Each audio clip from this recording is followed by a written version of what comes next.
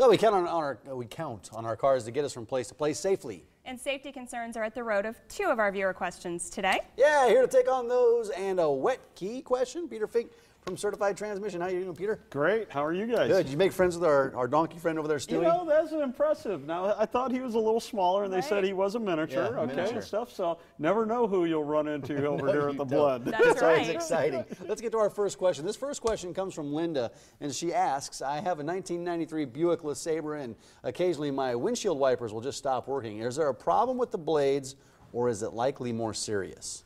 Well, when she said stops working, I'm assuming she means the blades stop, okay? So if that's the case, that would have nothing to do with the blades, okay, and stuff. So I assume she's meaning they just stop. Yeah.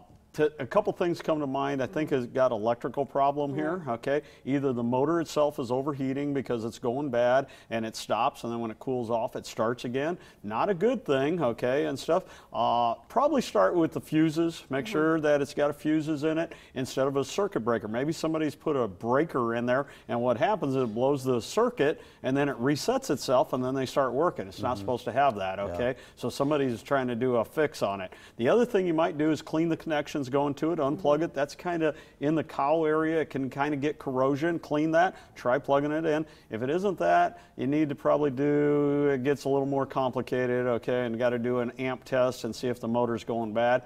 The only other thing is, unless you want to throw a motor on it and get one from a salvage yard. I mean, I hate throwing parts at stuff because that's not the way to fix it, but you can probably get a used one for 15, 20 bucks, okay? So it is kind of easy to try, okay, or something, but no, wouldn't be the blades. In an issue, but you want to look into that because on a morning like this, when it's raining, you don't just want those going out on you. Today would be an important day to have them working.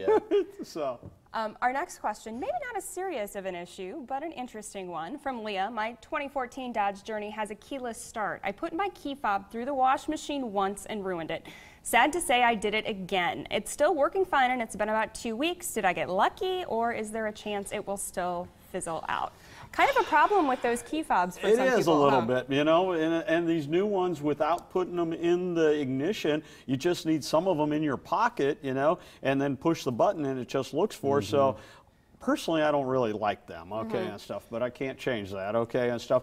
I would say she might have got lucky here, but one thing you might want to do is pop where the battery goes out and look at it and make sure it's not got any corrosion in there or water or any residue. Blow it out, clean it out or whatever. They got electrical contact sprayer you can get at a parts store, clean that, and then I would say you probably got lucky. You know, the only thing I'd say is that key fob deal, put some other keys on it, like your house key. That way you know you got to usually take it out of your pocket to go in, okay, or something like that. But, you know, no, they're not supposed to run through the wash machine or get wet. Those things are expensive. If you go to the dealership to replace those, they're very expensive. You know, the days of the old 79-cent key at the hardware store, you know, those looked awful nice, but it was easier to steal those cars, obviously, than the key fobs. So. All right, let's get to this last question. This question comes from Tony, and Tony asks, how often should brakes be replaced? Does it depend on age or mileage?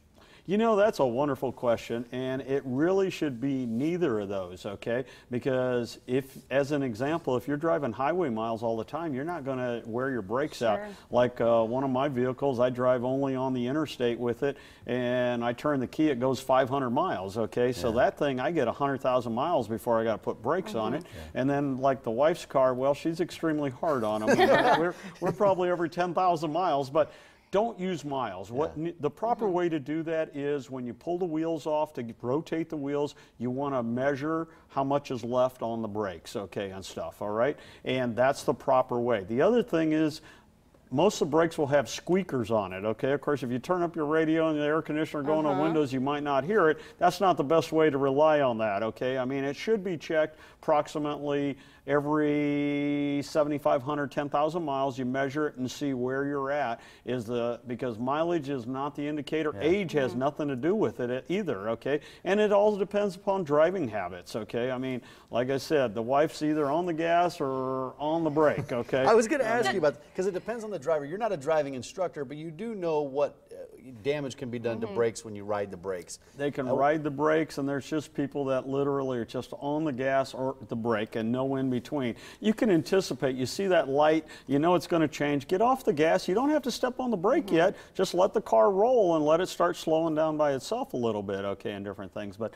you know, there's a lot of people that just, like I said, two-footed or one or the other, and that's all there is, okay, and stuff. I need to have you come give a speech to somebody that lives in my house. Right? Are your wives watching right I'm probably now? already in the doghouse because I think the wife is watching. Mine's Okay, not. so. And you didn't buy her a Ferrari this weekend. Yeah, we just heard a story the phone about that, number, so the you're phone in number of her trouble. license plate was on this one car. I was out in Monterey at the Pebble Beach deal, you know, watching all the cars and stuff, and I was getting. Luckily, it wasn't the year of her when she was born, or I really would have been in trouble. It would have been a sign, Peter. Then you would have had to buy it. If you have a question for Peter, just send them in. You can get a hold of us on our website, or you can go to certifiedtransmission.com. On our website, you just look for the Certified Transmission button to ask a question. Peter, thanks for your time this morning. Oh, as always, good to see you. Always a great time. Thank you. Good information today. Right. Does your kid really need that much glue? It's one question our parent panel takes on in our Back to School series. That's coming up, and also students will weigh in on that school supply debate and more when the Morning Blend continues.